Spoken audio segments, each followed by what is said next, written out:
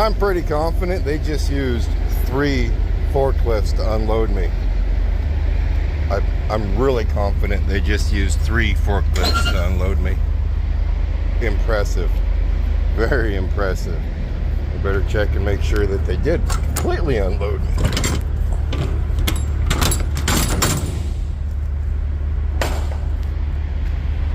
Well, glad we checked. The door isn't shut. There you go.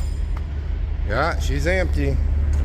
That was quick. That was like 5 minutes quick.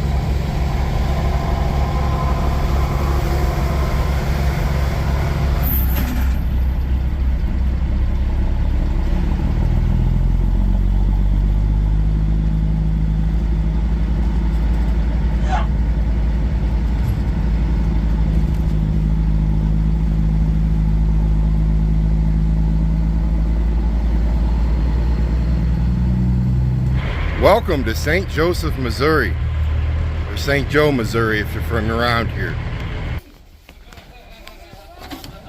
That's where my other chihuahua was too. Yeah. He never got out of the lot. Oh. They told me they were high anxiety dogs. Hi. You are tiny.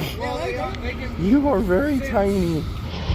Did you guys see the size of that puppy? I don't think it was a puppy. I think it's full grown. I think that's a Chihuahua. Not 100% sure. That's tiny. I couldn't imagine. If you missed yesterday's video, we do not have Opie with us. He's just taking a little week off. He'll be back with us here next week.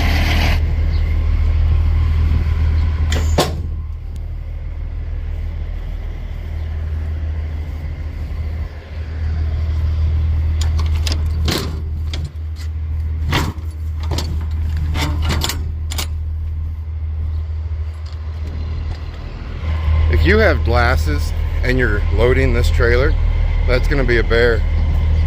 It was negative 10 degrees in there, and right now it's a beautiful 72 to 75 degrees. So every time you pull in, then you pull back out, your glasses are probably going to fog over.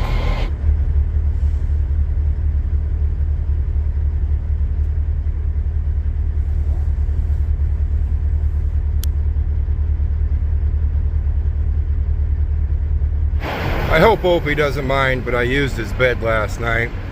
It didn't help my back issues. That bed is brutal. I'm thinking maybe I need to get him a softer mattress or something.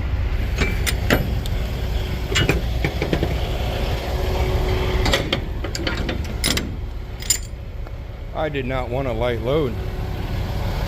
That's weird for me to say, but I did not want a light load on this one.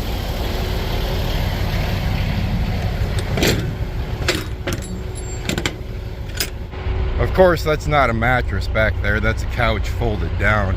But maybe I need to give him some extra padding, 'cause that thing is kind of brutal.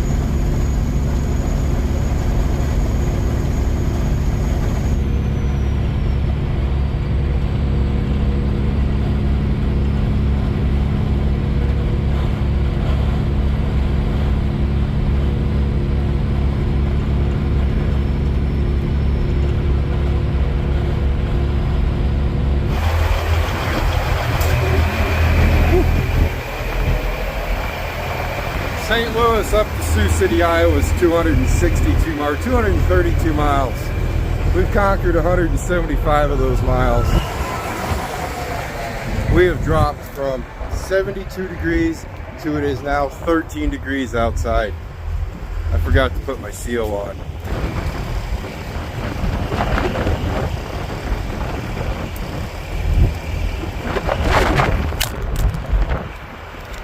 I'm sorry.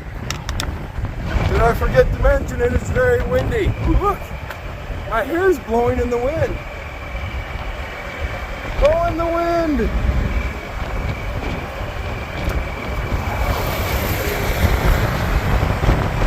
I know, I'm a dork. Not very often a bald man gets wind blowing hair, you know, your hair just, you know what I mean? That 13 degrees is serious now. I heard that they were talking about it dropping dramatically, and it did. Like I said outside, if you didn't hear me, it was 72 degrees when we left St. Joe. I got a text from the wife. She says, hey, when you head north, be careful. There's a couple trucks that got rolled over north of Sioux City. And we passed quite a few trucks. I think the big part of this wind right here with us running up Interstate 29 would be, it is when it hits us from the side, you can feel the truck just kind of go whee, and it stays right there. But we're hitting it head on a lot. And this big old kitty cat underneath the hood, she's getting a pretty good workout. But I think that's where I'm passing the trucks probably, is because she's just got a little bit more snort than some trucks, because they weren't rocking. Those trucks we were passing, they weren't rocking. So I'm not too sure if they were just running out of power maybe, or maybe they were just taking it easy. They were chilling out, no reason to get in any hurry whatsoever, which that's the way to be. You drive your truck, no matter how fast anyone else is going. I've been running down a 2-lane in Kansas going 40 miles per hour before and getting my doors blowed off. We were empty and the trailer was leaving the ground, but you drive your truck, man. Don't pay attention to what anyone else is doing or some yahoo in the hammer lane going past you. But hey, look at me. I got to pass trucks thanks to the kitty cat underneath the hood. That's 100% why we were probably passing. So we only have 22,000 pounds of horse feed in the trailer going up there to Sioux City. And I'm thinking 22,000 pounds is enough, because it's keeping us from really getting rocked around a whole lot. You got to remember, first class is not an aerodynamic truck. Most of your aerodynamic trucks, they're really nice when the wind's not blowing, but when the wind's blowing, and I've driven 2 Volvos in extreme wind before, and those things sit there like this. They go down the road like this. I mean, granted, I was just renting those trucks, so it's just I was only in them for maybe, I think one of them I was in for 4 days, and the other one I was in for 2 days. And they just went down the road like this, and you'd think an aerodynamic truck would be able to stay straight. This big block, she stays straight for the most part. It takes a pretty nasty wind to make my cab roll like that.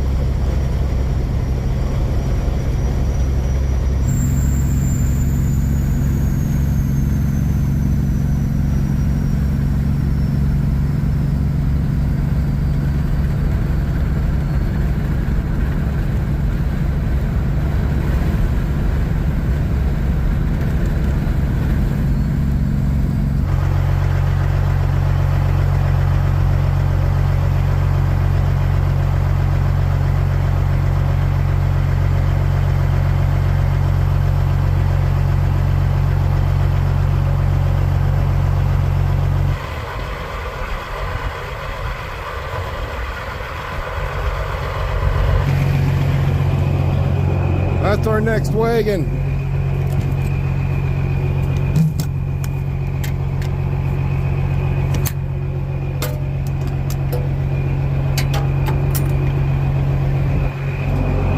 Yeah, we're gonna drop this one, hook onto this one. If you're new to the channel, that's what we do. We're a drop and hook operation. Our city drivers are going to deliver that trailer of horse feed that we just brought up. Then we're going to grab a hold of this trailer that I'm assuming is full of some kind of inedible meat.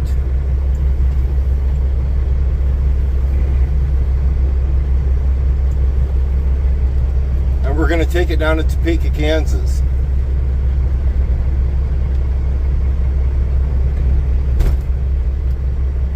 Nice, gentle click.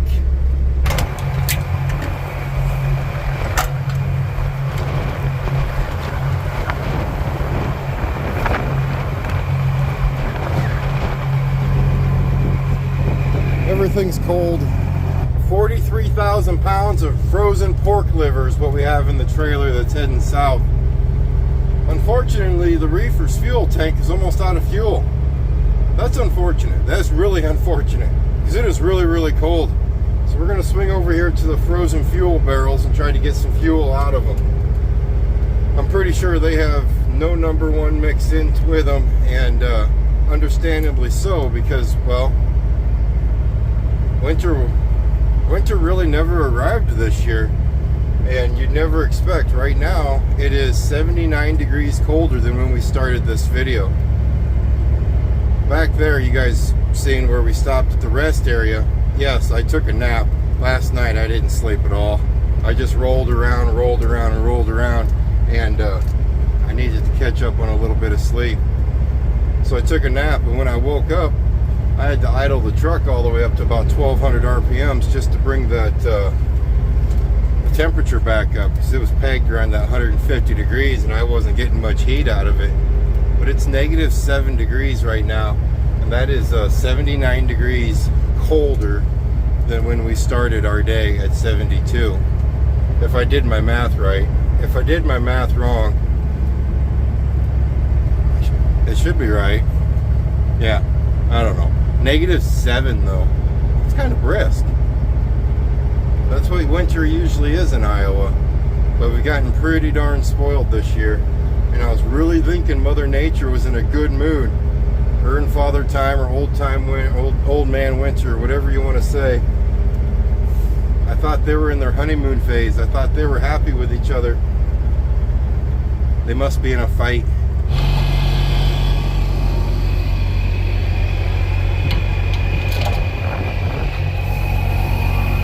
Ooh, she sounded kind of harsh.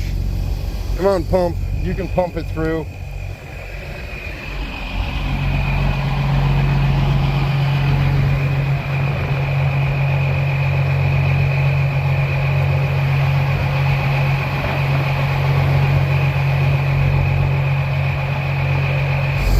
I've told you guys before, I turn the refrigerator on continuous run whenever it's this cold. We just fired her up and she goes, we're gonna let it run for a little bit before we hit the road. I don't want that thing freezing up on me.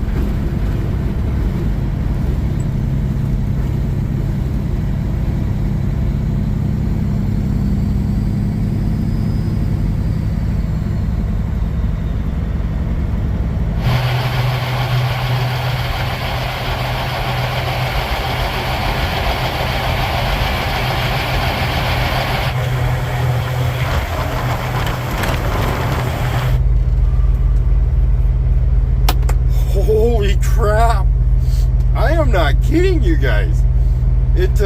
Tomorrow it's supposed to be 35 degrees. The next day, 62. And then the next 3 days after that, in the 70s. And it's -10 right now. I am, you guys can't see it. I am filthy. I am soaking wet from laying on the ground. I didn't record any of it because it's dark out, for one. For two, the wind's blowing 100 miles an hour. No tripod would have been able to hold up to it. I froze up. Not my engine, not my fuel, my air system. Where I goofed up is, it was in the 70s. I should have stopped while we were in Missouri, drained my air tanks all out, put some airline antifreeze in there, cleaned them up real good, drained them back out. Just make sure there was absolutely no moisture in any part of this air system. Because if you're a subscriber of mine, you know that I have what they call an AG 400 airbag suspension, or air suspension, on the back of this truck. Instead of your standard trucks have 4 airbags. The Kenworth W900 and all their logic come out with an 8 airbag system. So instead of 4 big bags, you have 8 small bags. It's the worst invention ever. It's the most complex air system I think you can have on a truck. You know, with the 4 bags, you have air going to a valve, puts air to the bags. This one I think has at least 3 separate valves that air has to go to and go through before it actually gets to the bags, if I remember right. There's a few of you mechanics out there, you're gonna have to correct me, but I fight it every time it gets cold, and I need to make sure if the air system stays 100% dry, I don't fight it at all. So here I am laying on the ground, draining air tanks and freezing my butt off. See that? That's a torch. I ended up digging the torch out, going back to the leveling valve, and just standing there and just cooking that thing. I bet it could have been red at one point. I'm just cooking, and all of a sudden that ice chunk that was in there goes through and the bags just go shh, and it airs up, and she's holding good now. She's golden solid. But I am gonna dump some, well, I dumped some I'm cold. I'm very cold. I dumped some fuel treatment in. I'm gonna top the tanks off and try not to freeze. It's not as cold as what I'm making it. Yes, it's -10, but it's normal winter. And now my pants are wet, my coat is wet. We're just gonna get dry, and then we'll get back on the road. Quit whining like a little baby. Look at all this salt. They must have got some ice up here. That's tough.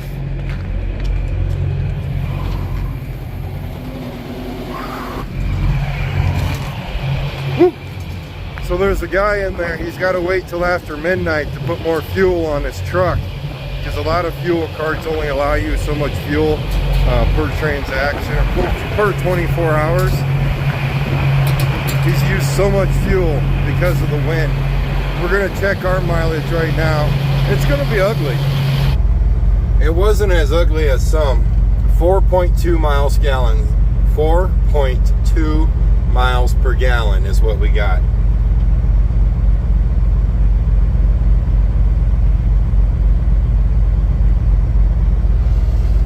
Which isn't horrible. I know a lot of guys that run that and that's all they get for mileage. We usually are at that 5.8 to 6.2 miles per gallon is what we usually run with a 600 horsepower Caterpillar underneath the hood. That's pretty good. I'm pretty happy with that. I think I see a parking spot. I'm really fighting the urge to go take it. The wind is supposed to be down by morning. This load doesn't have to be down there till about noon tomorrow. It would screw up my entire system if I stopped right now. Because the goal would be to go back down there, and that would put a solid 500 to 600 mile day in, and then sleep down there, and then probably get another one of those loads maybe tomorrow, then go up, down, go to bed. We just got done with that nap. So I wouldn't sleep much, but it'd be a lot better financially. Actually, you know what? We're going south, so we're going with the wind. You guys like how I think this stuff through while I push record? This is stuff you should think of before you push record. Just to let you know, if you're going to be a YouTuber, think of this stuff, then push record.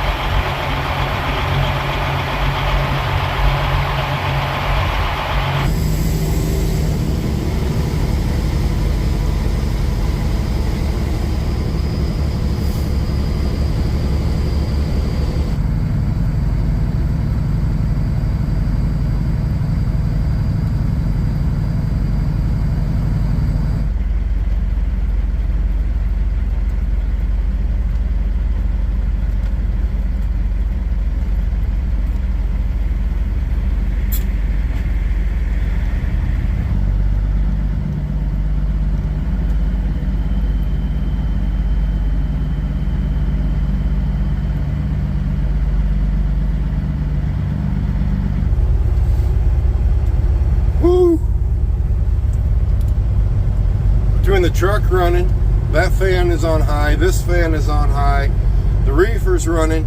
It is quite chilly out. It is very chilly out. We drove another 125 miles further south, and we were at a Sap Brothers just off of Interstate 29. We pulled in here, traffic starting to hustle, traffic starting to bustle, and the truck stop is still packed full. From 5 p.m. till probably 8, 9 o'clock in the morning, these truck stops, they're just full all the time. All the time, full to capacity.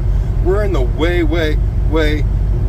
back row of this place, and we're not in the cool area in the wise of we pulled in, and well, we're kind of trapped.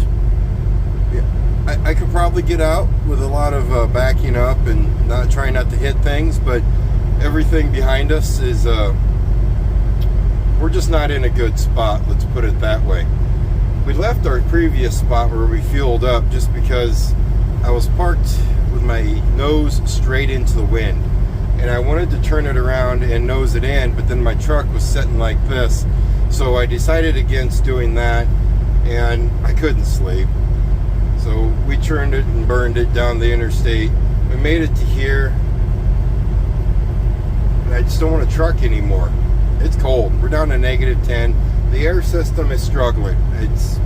There's water in the line somewhere, and from here on out we're going to start hitting a bunch of little two lanes, and I really, not little two lanes, but 2 lanes, and I don't want to get stuck on a 2 lane with a busted up air system, because like right now,